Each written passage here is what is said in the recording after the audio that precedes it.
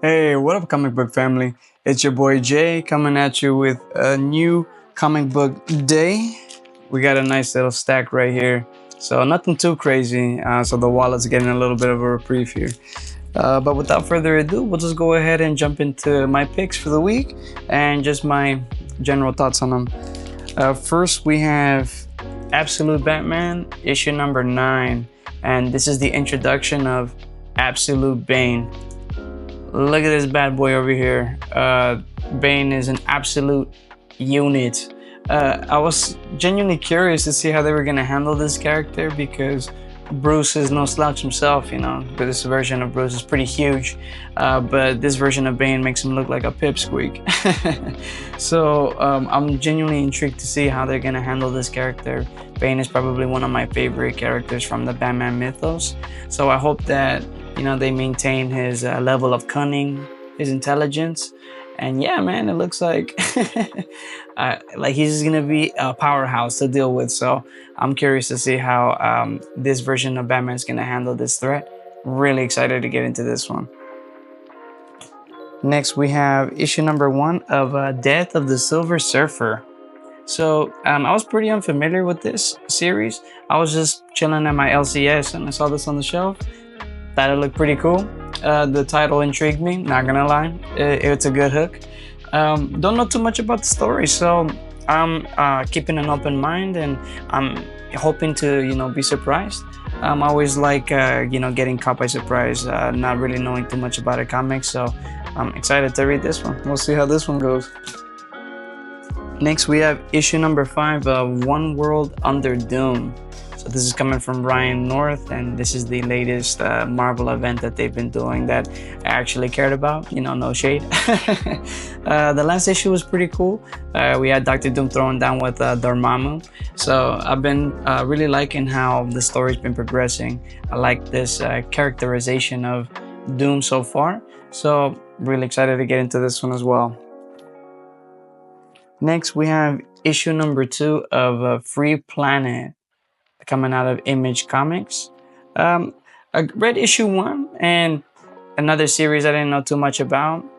Just basically a combination of sci-fi and superheroes, trying to, like a team of heroes trying to make sure a planet maintains its independence. I usually like to give comics about like 2 to 3 issues to heat up because the first issue is usually more setup, especially when it comes to premises like these. But I really liked the first issue, so I'm intrigued to see how they're gonna continue to build on this world, and I'm looking forward to getting into this one as well whenever I get the chance. Next, we have issue number 2 of Lost Fantasy, coming out of Image Comics. Really liked the first issue. I was surprised that they decided to end it on a cliffhanger, so I'm curious to see how they're gonna resolve that. But really liking the world so far. The art, it kind of almost reminds me of Mike Mignola in a way. That's what got me into reading the first issue, and I really like how they're setting up everything. It almost kind of reminds me of like that Hellboy-esque BRPD kind of vibe. So if you haven't had the chance to check this out, we're only 2 issues in. Great time to get caught up here, and really fun series so far. I really like Henry as a protagonist so far, so I'm looking forward to seeing how they're gonna resolve the cliffhanger from issue number 1. All right, next we have book number 3, issue number 3 of Resurrection Man, Quantum Karma. This is coming from DC Black Label, and we have Ron V on the writing, Mike Spicer here as well. I knew nothing about this character, I'm not gonna lie, before I started reading this series. I actually got it as a recommendation from a gentleman that I usually talk to at another comic book shop I go to, and it's been really fun so far. The art has been fantastic. I think that he has a very interesting power set.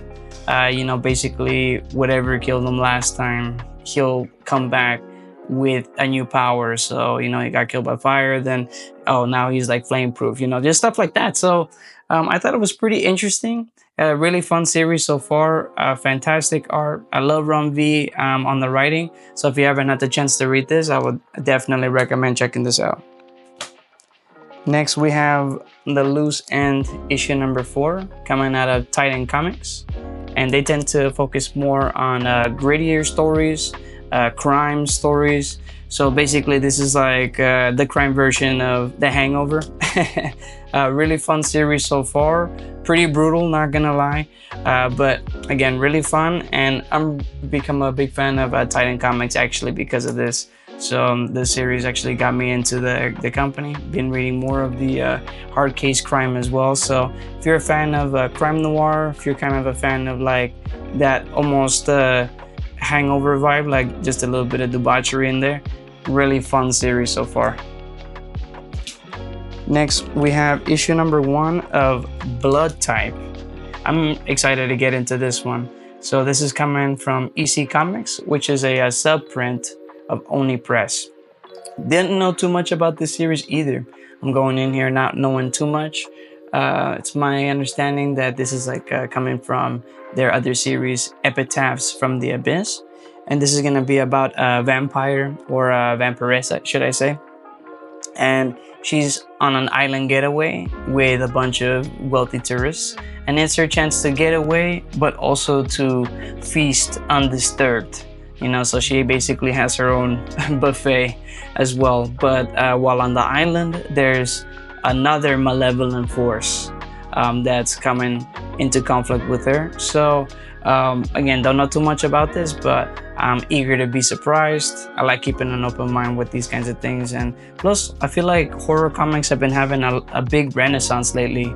I've been reading Cruel Universe and Cruel Science, also coming from EC Comics.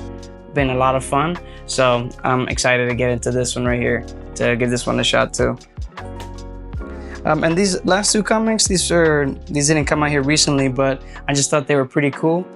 We got issue number 1 of Los Monstros, which is basically following a werewolf oh my god. So I went ahead and got issue number 1 of Los Monstros, which is taking place in a fictionalized version of Los Angeles where everybody's a monster. And the main character is a private investigator who's also a werewolf. So the series, it's kind of weird, but I like weird. That's one thing I love about comics, is that they're definitely not afraid to just go for it, you know, and go out there. So I thought this looked like a lot of fun. That it could be pretty cool to go ahead and check it out. Talk about something that, you know, haven't really seen much attention on. So I'm intrigued to see, you know, how this is gonna shape up, and I'm hoping to be pleasantly surprised. And digging through the back bins, I was able to find issue number 1 of Rorschach. This is coming from Tom King for DC's Black Label.